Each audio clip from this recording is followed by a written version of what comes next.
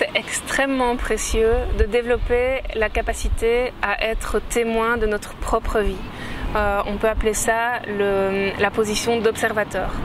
Mais comment faire quand on n'a pas l'habitude de se mettre dans cette position?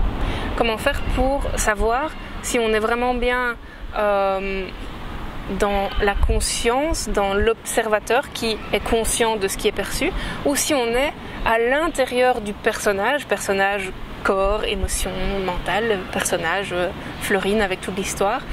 Comment savoir si on est l'un ou l'autre, si on est plutôt dedans, identifié, ou si on est plutôt observateur, voilà, celui qui voit. C'est très très simple. À nouveau, c'est très très simple, mais c'est très complexe parce qu'on n'y est pas habitué. Ça demande à nouveau de prendre une pause, de s'arrêter et de reconnaître, c'est même pas d'observer, mais de simplement reconnaître que tout est perçu, que tout ce qui apparaît est perçu.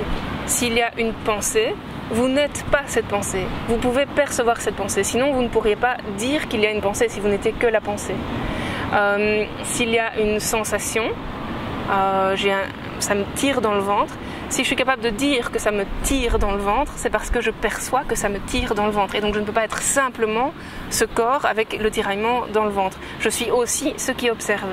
Et donc c'est vraiment un exercice qui s'apprend à nouveau sur des années, mais qui se fait uniquement maintenant, qui ne peut pas se faire demain, dans 2 heures, ni hier. Ça se fait uniquement maintenant et ça peut se faire vraiment dans le quotidien, des petites minutes par-ci par-là, de reconnaître que toutes les pensées qui traversent et toutes les sensations qui traversent notre champ d'être, notre champ de conscience, sont perçues aussi. Ne sont pas seulement vécues de l'intérieur, mais sont aussi perçues par autre chose qui est aussi ce qu'on est.